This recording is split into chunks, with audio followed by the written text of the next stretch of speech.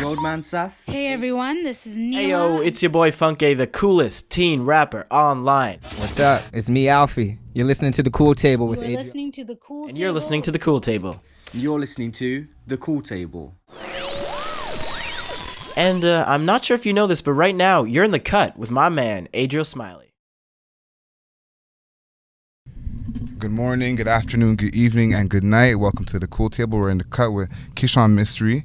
I'd say you're probably one of the hottest photographers in the game right now. Ooh. Worldwide. I'm Worldwide. saying that worldwide. Okay. Well, Toronto's the hottest city, so. Oh yeah, whole city's on the come up right now. Exactly. It's really nice to see. Before we get started, I want to give a shout out to my godson who's hopefully going to get born today. So, shout out to Eli. Hopefully you're born today. I want to start with the Jeremy Lin picture because I always see that one on the top of your header. Was that talk about this? I guess Jeremy Lin kind of finding you or people showing him that you took the picture. Like, how did that come together? So the crazy thing about Jeremy Lin is his fan base, right? Like in China, he's the big deal there. He's bigger than any player there, bigger than Yao Ming, I'm pretty sure. And so when he signed with the Raptors, my priority was to get like a nice picture of Jeremy, and hopefully one of his fans kind of reposted it. And so I posted one right away. And all these like Jeremy Lin fan pages picked it up and started reposting. Okay. And I guess that's how Jeremy saw the photo itself. So he saw this photo kind of tagged of himself, and he's like, it's a great photo, let me repost it. And I don't think he realized who took the photo. So I quickly commented, or someone commented on it being like, hey, isn't this your photo? And then I quickly commented saying like, hey, this is my photo. And he actually replied. That was sick. Which is crazy. Because you see a lot of that, like someone gets a picture and they post it and they not say who took it, or and sometimes they don't know, so you can't even be all the way mad. But the fact that you got your props on that was pretty cool. Who's kind of been the most, I guess, surprising person that they've either known who you are or known your work? Because I know they're two separate things. Someone might know your name, but then they don't know that it's you they're talking to. Have you had any moments like that where someone's like, oh, you're the one who took the pictures? This isn't like a big person, but I was recently in England this past weekend for my cousin's wedding, and one of the photographers there, I was quickly chatting with him, and then I brought up my name, and he's like, oh, I've seen your work before. And, that's pretty sick. And that was all the way in England. I told you, worldwide. Worldwide. So sorry, you got to get started on the ice cream. It's not gonna finish itself. Exactly. But England's like someone knew my name. That's pretty sick. So it wasn't the biggest person, I guess, but like you made it across the water. Just the fact that my name is kind of known out there in England is kind of cool to see. No, that's pretty sick. Now last night was a very emotional night for a lot of us Raptors fans. Like, that was very, very special.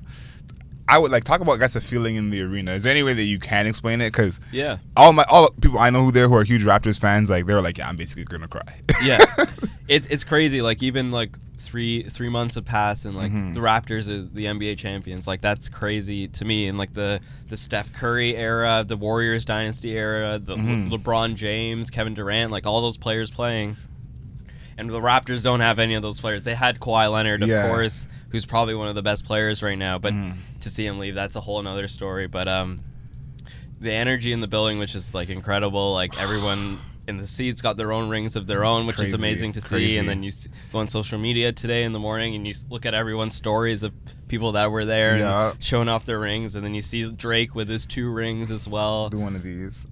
Like crazy, right? Like, Drake got his own ring, like a separate ring. Did you see that they said that's the biggest diamond ever in a championship ring? The most expensive, the biggest, most intricate. It looked like it when I was seeing the replicas. I was like, this looks nuts. Because in my head I was like, if I had a championship ring, I would wear that everywhere. I show up to job interviews. I don't care what finger it fits on. I'll wear it on my thumb, whatever it takes. But those things are huge. Like, they're massive, man. But the energy in the building, it was great, and everyone's kind of skeptical on the team this year, and like with Kawhi leaving, Dame leaving, like, will we be able to be the same team we were last year? Probably not. But like, I noticed last night that the team played more as a team. Okay. With like Pascal, Fred, Kyle. Kyle had 22 points last night, which kind of like went under the rug, but like he just does those intangible things, and I think fans should be excited for this team and like being a part of the next stage of this we the North kind of movement. That was going to be my next question, because in the past, like, it's funny because you can feel this in the arena and on TV, but in the past when games would get close, the fans would get tight. And you see everyone's buttholes get clenched. and they wouldn't want to cheer as loud or anything like that. Was there any of that last night when we were down 10, or even when it got tight at the end? Yeah, it kind of got a little quiet, and I was kind of disappointed with like some fans kind of leaving a little early to beat traffic, even on championship. Get outta here. So like on championship, like ring night, banner racing night, you got to stay the whole time, and the game went in overtime too. So that's whack. There's some few empty seats right at the end of the game, and I was kind of disappointed. And some fans were like calling out, like, these aren't real fans, like they're leaving early, but like you're gonna save what, like 20 minutes in traffic, like big deal. Like you get to see like Fred VanVleet ball out in overtime. Like you can't replace that. You can't replace that. So I forgot what the question was. Like, was there that tightness, like a little bit? I guess like for the fans that stayed there was a little bit of tightness, and then Fred hit that shot, and then we were good. It was kind of funny when Norm went up for the game winner last night, and he was like, "What is he doing? What is happening? Yeah, what is that? Like, yeah, like I was watching with a bunch of my guys last night, and we have like a little pool going on, like who we think is going to be the best Raptor, all that kind of stuff. And the question we're all asking is who's going to be better out of Norm and OG. Now, I think they're both going to have good seasons. Yeah. But I'm choosing Norm because I feel like Norm has more experience. Yeah. Between those two, who do you think is going to be the one who's going to emerge? It's a really good question. I feel like Norm has that potential there, and it's like he's just bound to break out. Yeah. I don't know if it's because he's not starting or like getting into the game without rhythm, so I would like to see him start this year alongside OG. I know OG is a great two-way player, and he probably won't put up like big numbers like 30 points a game kind of thing, but if he can get 10, 15 points a game and hold it down defensively, I think that's his game. Yeah. I can't see him being like the next Kawhi or Paul George or anyone. I don't see anything along those lines. But if he can be a good 3-and-D player, I think he can find a big role on any NBA team. Facts. But Norm, I think there's something there. I agree.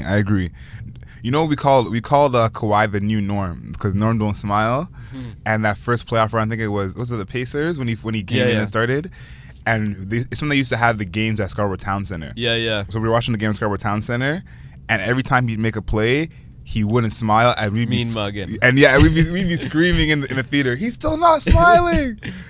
He's a Scarborough man. Norm Powell. Low key. He's a Scarborough man. I'm not sure where. Do you know where he's from? Is he from? He's probably from LA, San Diego, somewhere. I think he's from somewhere from California. I don't know where he's from, but he's from California. But he's definitely a Scarborough man. Like, I could see him living in Malvern. 100%. 100%. Trapping at the STC in high school. At STC. Come on. Looking for things. Yeah. Oh man. I want to ask about the parade. Yeah. Now we haven't had any kind of championship parade in Toronto in years, like since the Blue Jays. And I've always thought, like, how do you even kind of prepare for that? And it was so funny because when we beat the Sixers in Game 7, probably the most like stressful game of anybody's life, we already act like we made the finals. Yeah. You know? Yeah. And then when we went down 2-0, you know, I was a little scared. And it's funny because I chose Raptors in 6 against the Bucks. So I was like, maybe I actually chose Raptors in 7. Yeah. Then we beat the Bucks, obviously made the finals. So when it's the finals now, and you think we have a chance, we're in the finals, are you preparing for, like, you know, in a week from now we may have a parade? Are you thinking that far ahead? Because you probably have to actually work the parade. So are you thinking that far ahead, or is it like you're still just in the moment trying to still in the moment? Like from when they won Game 6 in Toronto against the Bucks, it was like that was like the final. Like just making the finals was like good enough for me, and then like anything after that was a bonus. And then we won Game 1. And then things started to change. I'm like, okay, like this could happen. And then after that, it was just playing it like game by game and just seeing what was gonna happen. And then Game 6 in Golden State, and they won, right? And then next up parade, right? So it's everything after that was like so it's kind of like, it's like a world where no one was really thinking that far ahead. And it was very hard to process too. Like the Raptors are like winning, like they won the whole thing against the Warriors. That's crazy. Like, that's true. That's so true. Man. Game 6 was like. Game 6 was like spiritual for me. I'm like Kyle Lowry's been my favorite rapper since he got here. I've always been a huge Kyle Lowry guy. And I know how he gets killed like over and over, but to see him on the timeline.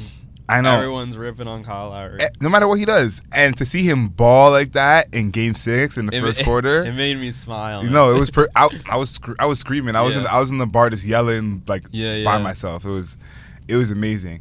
From the end of Game 6 to, I guess, the day of the parade, like, is there any kind of prep that you have to do personally, or is it just kind of just like waiting for like where I'll be set up at the parade? So like, I wasn't on the parade route, but I was near the stage at Nathan Phillips Square, so it was kind of hectic navigating that day because there's people everywhere, and no one knows like where you're supposed to be, kind of thing. So it was just about like getting down to Nathan Phillips Square and finding where I was supposed to be, getting my pass right, and then just waiting there because we waited there for a long time because the parade was delayed. And I think if they got there a little earlier, Drake would have performed. That's a rumor? That's a little bit of a rumor. I'm not too sure. Okay. No, like, why have Drake there and not have him perform? That's kind of what I thought too. Yeah, at least like 2-3 songs. Because the thing that was interesting, like, I was at the beginning of the parade when they came out at the X, and then we just kind of walked and caught the parade. Like, we walked to Nathan Phillips and then kind of caught at the end. But we're taking our time, you know. It's a parade, so we're turning up, man. We're doing all this other stuff, and we're like, you know what? By the time we get there, they will be there. So we get there, and we still have to wait probably like another hour and a half, 2 hours. And we got there actually in time to see the interview. So we saw Cabby talking to Serge and Akil doing his interviews. So that's how we knew that it was like, all right, y'all running behind schedule for sure. Yeah. We thought we were going to miss everything. It's funny, Cabby got the bottle poured on him. I saw that coming. Shout out to my boy Cabby. Doing big things in Vegas right now. Yeah. Big shout out Cabby. Big shout out to Cabby. That's my boy. So you said you were right by the front of the stage. Yeah. Was there any kind of direction that either, you know, the people around you had or that you were given in terms of what to look for in terms of shooting, or was it just kind of capture just the like moment? Yeah, capture the moment. Like, just be there, don't miss anything. And Kawhi did his famous laugh. Oh my God. Drake came out, and that was about it. Like, it's hard to like anticipate what's gonna happen, and I think because they were so late, they had to shorten things up on the speeches side. Yeah. But it was a great moment for the city of Toronto. Yeah. No, that was like. You know, honestly, how I'm looking at it is like, listen, until I get married or have a child, that's probably going to be top 3 like moment in my life. Like, oh, for sure. I don't really know how you could really top that. I saw a post you had about Chris Bosh. He's, you know, kind of repping the Raptors a lot more lately. Yeah. And you're the first person I saw say that, because I thought that myself. I said, it's a little. It seems a little sketchy. A little sketchy because he had an interview with Bill Simmons where he actually did say, he's like, we were done in Toronto. He's like, I wanted to leave. Like, and he never said that before. No. And that came like maybe a month before our run. Yep. So I thought it was pretty sketchy. How do you feel about guys kind of, I know, hopping on the Toronto bandwagon again? I don't know. Like, while Chris Bosh was here in Toronto, he was loved. Like, everyone loved. Like, he was a great player here, but like, they didn't have the right team, I guess, to win anything. With that team, and it's kind of a shame. Yeah. And then he went to Miami. He did his thing there, won a couple rings. But I don't know how to feel. Like, when players are in Toronto, you should be vocal about it and tell the fans that you're the best fans in the world. And I think that's why he wasn't that. He wasn't that, and that's why everyone loves DeMar DeRozan, because when he had the chance to leave, he didn't. He said, "No, I'm gonna stay here. Like, I'm gonna sign." Everyone thought he was gonna go to the Lakers or LA, but he's like, "No, I'm gonna stay here. Like, don't worry, I got us." Like, Mr. I am Toronto, and he kind of put the city on his back. And when he left, he felt a way about it because he was so loyal to the city. Exactly. The fans loved him. He never wavered. He never wavered. No, and I still think. I don't know, like, if he would want to come back to Toronto. Like, I know the fans would want him back here, but, like, that's a different era in Raptors history. Yeah, like, I feel like it's like hooking up with an ex again, right? Like, it was good while... at the time it was good, but shouldn't do it again. Like, it might be enticing, but, like, sometimes you just got to leave that alone and, like, move on, right? Yeah, oh, man. I really feel for him. And it's like... Thinking about, you know, this is a crazy thing too. Thinking about the like kind of stinging feeling that must have, even though he's seeing his guys win, and it's like he's seeing Fred play great, he's seeing Pascal play great, he's seeing Norm show up. So it's like you're seeing your guys play great, but at the same time, everyone's saying like, if you were here, there's no way we would be doing this. It kind of sucks. It does. Same for like Dwayne Casey and Jonas Valanciunas, like and DeLon Wright as well, and I guess CJ Miles is JV as well. Yeah. Just they didn't get to play in the finals. Like they still get a ring, but it's not the same. Not the same. Now obviously everyone had kind of their fancy drafts. Yep. Sunday. I had a couple as well. Now I picked a Raptor ass team without even realizing. Yeah. I got Rudy Gay, DeMar DeRozan, Lou Williams, Marc Gasol, Pascal, and Kyle Lowry. Wow. I don't know how that happened. Raptors. Yeah, I have like only person I'm missing is Corey Joe. Oh yeah. But that got me thinking to like how far we'd come, and that's when I talk about that. Players. Yeah. And it's like how far we come, and it's like now we have kind of a oversaturation of good big men between Serge, Mark, and Pascal. Yeah. We probably got one of the best front courts in the league. Yeah. And think about the time when our front court was Amir Johnson. Yeah. And when Amir Johnson was gone, we had that hole, and we signed Jared Sullinger. Yeah. And it was Patterson. Talk about just like, just coming so rooting in that time, because we did root for those players. Even earlier this year, we had like Greg Monroe starting because JV. Oh my God, I forgot about that. Yeah, that's like crazy. But it's crazy. As Toronto fans, we root for those players almost in the same way. Exactly. Like, I was talking about the feeling of like out of seeing where we come from, because in the moment you're not thinking that these guys are not good enough, so to speak. Yeah. You're thinking, you know what, these are our guys. Yeah, let's roll ride with them. Exactly. Like James exactly. Johnson, like he's balling now in Miami, but like when he was in Toronto, it's like oh man, yeah, it's just like like I guess talk about that feeling, because you've got to see some of the new guys up close. Does it feel? I guess that also feels different because we're a much better team. Yeah. But does it feel different, like being closer to them than it would be like the Amir Johnson, Jared Sullinger for type? sure. Like that team is the best team by far in Raptors history, right? And those players, like Kawhi Leonard's going to go down as maybe a top player ever, right? That's crazy. And with Danny Green as well, Kyle Lowry, Fred VanVleet, like they all had, in Pascal Siakam, they all have like really cool stories that they come from these backgrounds, and then they're here now. They won last year. It was cool to be close to them and a part of, and that team there was something special about that team. Like there's no player on that team that you would dislike.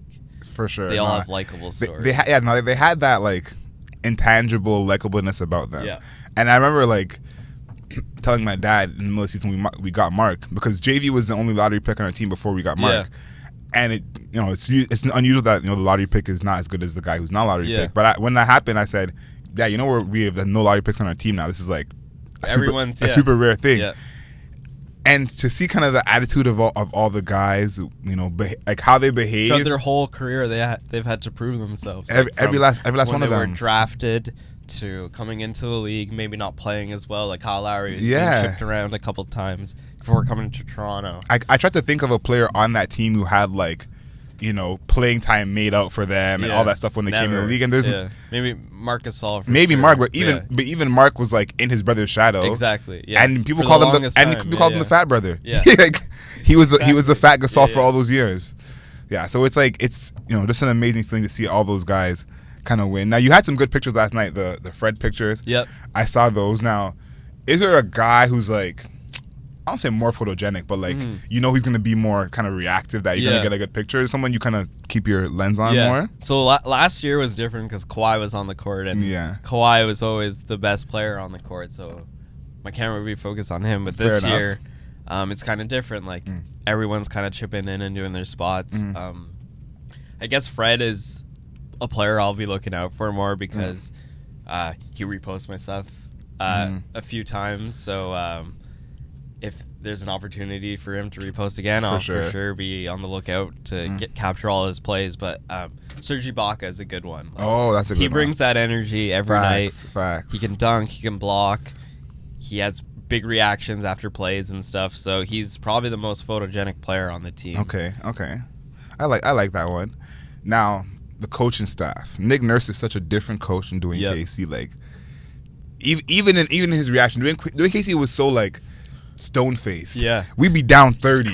Crossed arm. We'd be down 30, and he would have no reaction. Yeah. It's a playoff game, and he would just always be so stone-faced. Nick Nurse is the opposite. Like, do you squatting on the sideline? Yeah, rubbing his hair, all that. The famous wow, like. Oh yeah, mouth, yeah.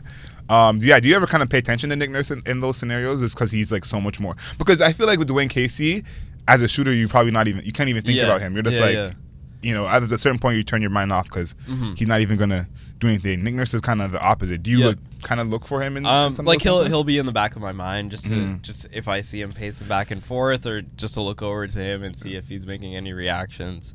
I'll definitely be on the lookout for Nick Nurse, but like in the past, like Dwayne Casey, like you said, he's not really doing much. So maybe one photo, maybe if anything, right? Maybe, but usually not.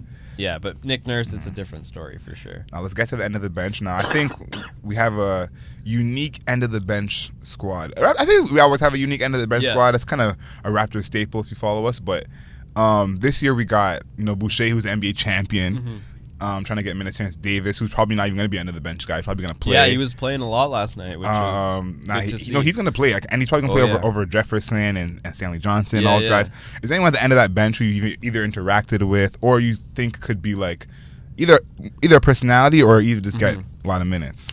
I know Jefferson was hurt last night, or he had a groin thing, so I would like to see him play in the lineup a bit more. Just to give Pascal some relief, or even move Pascal up to the 3, and have Rondé kind of play the 4, and then Serge Gasol play the 5. But I want to see him play well this year. Okay, Rondé's looking at.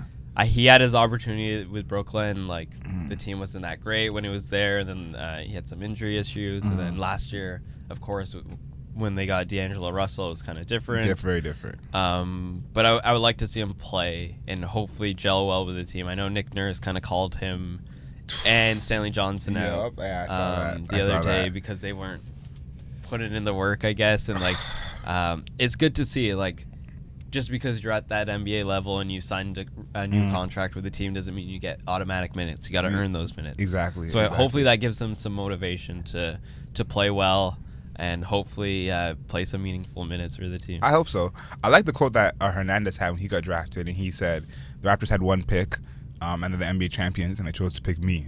And it's kind of like that's how all these end of the bench guys should be looking at it. Like this is like I'm given this opportunity. Let me make the most of it. Exactly. Yeah, I'm very, very excited for our team now. I've been telling everyone about this because I am a Laker fan as well. I know some people are not proud to say that, but I have a feeling I might be able to go back to back this year. So I said that I would, hold off on changing my background till rig night. Yeah. Now I got a new background. Oh yeah. We officially went Lakers. Yeah. Is there a team outside of Toronto that you kind of look into, hoping they succeed? Would they be like a popular team or like any team? Personally for you, like I've been a Laker fan like my whole life. You know what I'm saying? It's just feels good to finally have a chance to win. Yeah. So whatever is your team that you kind of I want to see the Nets do well. Like I'm a big Kyrie Irving fan. I know off the court he's whatever. He's a character, but I'm a big fan of him on the court, and I want to see him do well with this Nets team. I know last year with the Celtics, he had a little bit of a falling out, and he wasn't fully committed, and I don't think the team was very committed. Yeah, they were definitely iffy. But I want to see him do well with the Nets. I know the team is like once they get Kevin Durant back, it's a whole different story. Yeah. But if Kyrie can kind of ball out on his own this year, what do you have for them in terms of like wins? What do you think? Do you have a number in your head that you think they can reach? I think 48 or 50 wins. I think they can be a 4 or 5 seed. In the East. I want to see Victor Oladipo come back too. Yeah, I hope like knock on wood. I hope that he's like healthy when he comes back too. That Pacers team is kind of scary underrated. Like they got Sabonis, they got Miles Turner, which he's very underrated. This guy. If it weren't for Rudy Gobert, I think it would be the Defensive Player of the Year, like pretty much every year. I think that's a stretch. There's like Joel Embiid. I think Giannis probably would, but he's top 5 every year for sure. Exactly, yeah, for sure. But like, that Pacers team is kind of slept on. TJ Warren, Warren, Lamb. Exactly. Yeah, they have some Brogdon guys. No, they have some guys. They have some guys. They got a consistent team, so I think they're gonna make some moves when Oladipo comes back. No, yeah, with Oladipo scares me because Oladipo is just a beast. I wanted to see him play in the playoffs, but oh man, He got hurt against Toronto too, which was hopefully this year. Yeah. Yeah. I think he'll be back in December. That's what they were saying. That's what they're saying. I like your Kyrie pick. I like that a lot. Now, I've been very critical of Kyrie personally, just because I feel like I think Kyrie has the skills of a number one guy. Like, he's that talented, but I think just mentally he's not a leader. Yeah, he's not a number two. He's not a leader, and when you play ball, like, your best player has to have a kind of personality that everyone can take on, and everyone can't take on Kyrie's personality. He can only act like that because he's that nice. So I hope they do well this year, because I don't want it to be like a Kobe and Shaq scenario when KD gets back, because if they don't succeed as well this year and then KD comes back, everyone's gonna say, oh, like, it was because of KD. So I want it to be like they can win, like, 48-50 like you're saying, and then they have a good base, so when KD gets back, they can become that next level. Number one seed. Yeah. It'll be interesting when KD comes back, because when he was on the Warriors, I guess it was Steph. He was the leader of the team, and when KD was on the Thunder, I guess he was the leader, but there was a falling out between him and Westbrook. We're gonna see. Left, right? We're gonna see how KD leads. True colors will be revealed. We're gonna see. Yeah. Those guys, like, I like them both, like, as people and as players. But I'm like, as leaders, they're both so wishy-washy. It's like the Rockets are gonna be sick this year. The Rockets too. Yeah. Rockets too. I'm excited to see Westbrook and James Harden ball out this year. I know they're gonna be nice. They're gonna be nice. You're gonna need your phone for this one. This one we ask everyone. On the show. What's your favorite app right now that's not social media? I like Huji. I have no idea what that is. It's like a disposable camera kind of filter app. Oh, okay. Oh, yeah, I love those. Those are fire. So I like to use that one. I know people are kind of skeptical about that one, but I also love Candy Crush as well. Oh, my God. Let's go. Yeah. Candy Crush is my thing. That's the only game on my phone. Yeah, same. Candy Crush. And I used to play all the versions. I think I only play Soda now, but I used to play all the versions. I'm at level like 800 on all of them. Yeah. Yeah, I feel like I'm the only one still playing. That's me and you. That's it. I'm not as far as you, because I switched phones recently and I don't. Oh, gotta restart. Yeah. I gotta restart all the way, so I'm at like 200 and something right now. Not bad. Yeah. Now, when people get a lot of money and get really, really rich, they obviously buy these crazy animals. You see Bieber buy his monkey. Yep. Mike Tyson buy his tiger. Now, if you ever get to that level and make that kind of money, do you got an animal in mind that you would buy with that money? Because it seems like that's what you got to do. Yeah. You got that type of money. Having a monkey would be nice. It would be kind of like a baby in a way, right? But it can kind of hold its own. It's like the difference between having a baby and getting a dog. Yeah, exactly. Have you seen Sway Lee's monkey? Yeah. I think he has two monkeys. Him and his monkey are like an ad. I can't lie. Yeah, I know. Bieber with his monkey, it was like, it didn't look as cool. Yeah. Sway Lee's monkey, it's like, Sway Lee kind of looks like a monkey. Like I've seen pictures of him and compared with the kid from some show. I forget, like Rocket Power or something like that. Like, he looks very similar. So that's so funny. Yeah, that's so funny. Sway Lee is a monkey. That's a good one. That's a good one. Well, I want to thank you for coming on the show. No It's been amazing. Let me see how much of the ice cream that you got. We're about halfway through. Halfway is not bad. Have people finished it before? We had one person finish it. Shout out to the guys from Stereos, and it was twice as big as that.